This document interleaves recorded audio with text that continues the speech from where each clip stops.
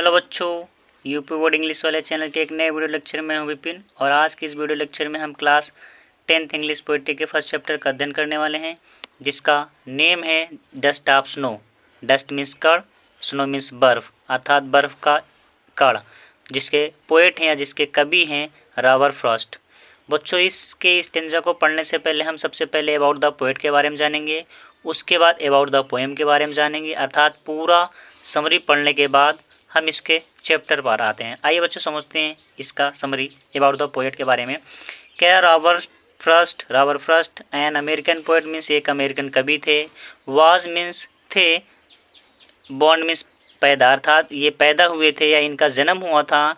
इन San Francisco means San Francisco में, जो कि कहाँ था, अमेरिका में। ऑन मार्च 26, उसके आगे लिखा है 1874, अर्थात 26 मार्च 1874 को। आगे लिखा है ही गॉट, इन्होंने या उन्होंने, गॉड मीन्स प्राप्त किया था, एजुकेशन मीन्स अपनी शिक्षा, इन डार्टमाउथ कॉलेज मीन्स डार्टमाउथ महाविद्यालय में, एंड हार्वर्ड यूनिवर्सिटी और हार्वर्ड विश्वविद्यालय में। बाई 1920, अर्थात कह रहा है भैया 1920 के दशक तक, बाई मीन्स तक बताइएगा यहाँ पर। Frost was the most celebrate poet, यानी फ्रॉस्ट जो कवि थे अर्थात रॉबर्ट फ्रॉस्ट हो गए थे सबसे प्रसिद्ध कवि इन अमेरिका मीन्स अमेरिका में। आगे लिखा है his notable poetic works are, इनकी जो काव्य रचनाएं थी, वर्क्स आर इस प्रकार कृत थी, कौन कौन सी, a boy's will, north of Boston, New Hampshire, आगे लिखा है a further range, steeple bush and in the clearing इत्यादि। आगे लिखा है एटसेट्रा। आगे लिखा है ही डाइड, इनकी मृत्यु हो गया, वह मर गए, ऑन 29 जनवरी, अर्थात 29 जनवरी 1963, अर्थात 1963, एट बोस्टन मीन्स बोस्टन में। फिर से समझते हैं बच्चा, कह रहे ही डाइड ऑन 29 जनवरी, यानी इनकी मृत्यु 29 जनवरी 1963, अर्थात 1973 को एट बोस्टन यानी बोस्टन में हो गई। अबाउट द पोएम के बारे में जानते हैं।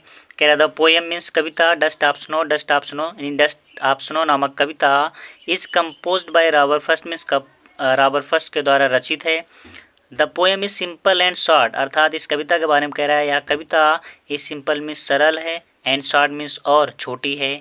Standing under A hemlock tree in A somebody mood, कह रहा है स्टैंडिंग यहाँ किसके लिए आया है, ये कवि के लिए आया है। कह रहे हैं कि कवि ए हेमलॉक ट्री में से एक धतूरे के वृक्ष, एक जहरीले वृक्ष के नीचे खड़े होकर के या खड़े हुए थे, इन ए समबर मूड मीन्स यानी उदास मनोदशा में। आगे लिखा है द पोएट लुक्स, और कवि देखते हैं, एक रो मीन्स एक कौवे को, शेकिंग डाउन मीन्स हिला करके, डाउन मीन्स गिराते हुए या नीचे गिराते हुए, डस्ट ऑफ स्नो मीन्स बर्फ के कण को या बर्फ के टुकड़े को, फ्रॉम इट्स विंग्स मीन्स अपने पंखों में से, ऑन हिम मीन्स उनके पर या उनके ऊपर। आगे लिखा एंड मीन्स और, दिस चेंजेस जिससे परिवर्तित हो जाता है, हिज सैड मूड यानी उनका दुखी मन या दुखी मनोदशा, टू हैप्पी वन मीन्स खुशी में।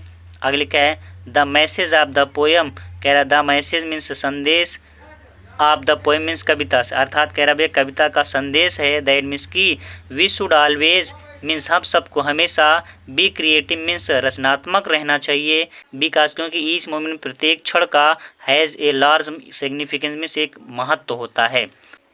आइए बच्चों द टेक्स्ट पर चलते हैं। फर्स्ट स्टेंजा में क्या कहता है, कह रहा द वे एक रो यानी एक कौवा, सूक डाउन ऑन मी मीन्स हिला करके, डाउन मीन्स नीचे गिराया, अर्थात अपने पंखों से हिला करके नीचे गिराया, ऑन मी मीन्स मेरे ऊपर, the dust of snow means बर्फ के एक टुकड़े को, from a hemlock tree means धतूरे या एक जहरीले वृक्ष से। दूसरा स्टेंजा है has given my heart a change of mood, जिससे मेरे हृदय की मनोदशा बदल जाती है, परिवर्तित हो जाती है, एंड मीन्स और, सेव्ड सम पार्ट और हम कुछ भाग बचा लेते हैं, ऑफ ए डे मीन्स उस दिन का, आई हैड रूड मीन्स बर्बाद होने से। तो भैया जाहिर सी बात है, जिस दिन आप सैड रहते हैं, अगर आप उसी मूड में हमेशा रहेंगे तो वो दिन आपका खराब ही जाने वाला है। ऐसा आपने गेस भी किया होगा। उसी तरीके से कवि कह रहे हैं कि जब मैं उदास बैठा था उस वृक्ष यानी धतूरे के वृक्ष के नीचे, तभी एक कौवा उड़ करके आता है अपने पंखों में बर्फ़ को लगाए हुए, और बर्फ़ अपने पंखों में से गिराता है नीचे, और जैसे ही गिराता है मेरी हृदय की मनोदशा जो होती है बदल जाती है, अर्थात जो उदास थे वो खुशी की प्रवृत्ति में बदल गई। तो बच्चों ये रहा आपका इस चैप्टर का समरी के साथ साथ फुल एक्सप्लेनेशन, और उम्मीद करता हूँ आप सबको समझ में आया होगा, और आशा करता हूँ बच्चों आप सब एक दूसरे के साथ भी साझा करेंगे। चलिए ठीक है बच्चों, मिलते हैं नेक्स्ट वीडियो में। Thank you.